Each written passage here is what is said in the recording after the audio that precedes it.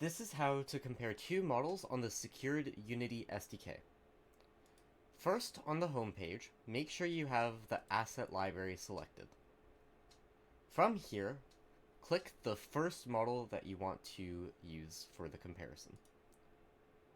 From here, you can click Select for Comparison or Download.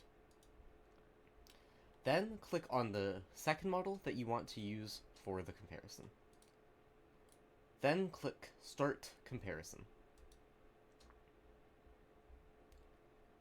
This will return a successful status code showing that it has started the comparison. Now you will need to wait a few minutes for the comparison to finish.